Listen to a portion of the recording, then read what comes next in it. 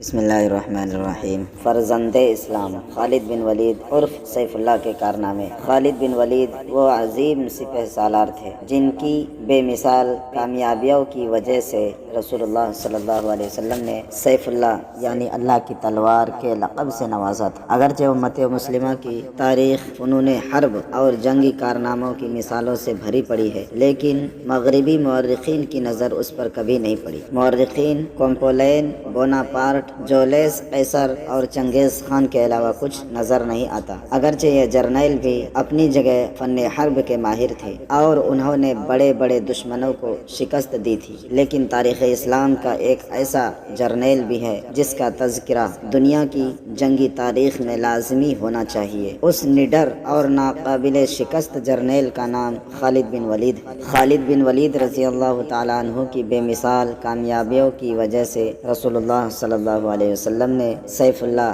یعنی اللہ کی تلوار کے لقب سے نوازا تھا۔ خالد بن ولید 6ویں صدی کے آخر میں قریش کے قبیلے بنی مخزوم میں پیدا ہوئے۔ اس قبیلے کے لوگ جنگجو تھے اور جنگی مقاصد کے لیے گھوڑے پالتے تھے۔ ابتدائی عمر سے ہی خالد نے فنون حرب، گھوڑ سواری، تلوار و نیزہ بازی میں مہارت حاصل کر لی تھی۔ انہوں نے بہت جلد سیکھ لیا تھا کہ کس طرح اونٹوں کے ذریعے ریگستان کو جلد عبور کیا جا سکتا ہے اور کس طرح گھوڑوں کے ذریعے دشمن پر حملہ آور ہوا جا سکتا ہے۔ خالد بن ولید رضی اللہ تعالیٰ عنہ کے والد نے اپنے بیٹے کو حربی فنون میں ماہر بنانے کے لیے اس قدر محنت کے نہ صرف ان کو تلوار اور نیزہ بازی سکھائی بلکہ انہیں زہر جیسے مہلک خطرے سے نمٹنے کے لیے بھی تیار کیا تاکہ وہ دشمن کی کسی بھی چال کا نشانہ نہ بن سکے۔ 12ویں صدی کے ایک مورخ ابن عسکر نے لکھا ہے کہ خالد بن ولید نے ایک مرتبہ ایک جنگ کے دوران دشمن کو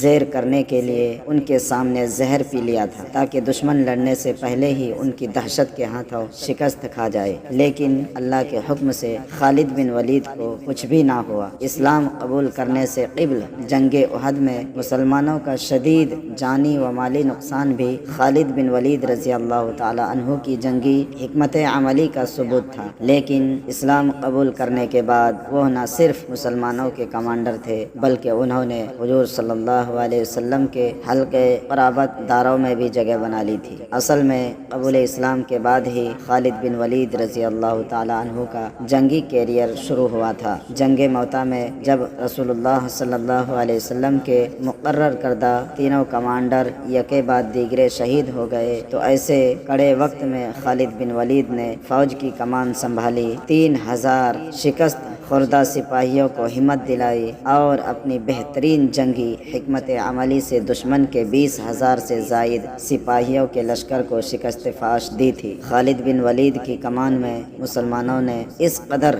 جنگوں میں فتح حاصل کی کہ مسلمانوں میں یہ تاثر پھیل گیا کہ ہماری فتوحات صرف خالد بن ولید رضی اللہ تعالی عنہ کی وجہ سے ہے، اگر یہ نہ ہو تو ہم شاید جنگوں میں ہار جائے۔ اس تاثر کو زائل کرنے کے لیے حضرت عمر رضی اللہ تعالی عنہ نے کچھ عرصے کے لیے خالد بن ولید رضی اللہ تعالی عنہ کو کمانڈر کے عہدے سے معزول کر دیا تھا۔ خالد بن ولید رضی اللہ تعالی عنہ زندگی بھر شہادت کی خواہش دل میں لیے جنگوں میں لڑتے رہے۔ ان کے بدن کا کوئی حصہ ایسا نہ تھا جہاں تیر، تلوار، نیزے یا کسی دوسرے ہتھیار کا زخم موجود نہ ہو، لیکن انہیں شہادت نہ ملی۔ علماء کرام اس کی وجہ سے بتاتے ہیں کہ انہیں چونکہ سیف اللہ کا لقب دیا گیا تھا اس لیے انہیں میدان جنگ میں شہادت نصیب نہیں ہو سکی، کیونکہ کسی کو مجال نہیں کہ اللہ کی تلوار کو شکست دے سکے۔ زندگی بھر خالد بن ولید رضی اللہ تعالی عنہ کے ہاتھ میں تلوار کا دستہ رہا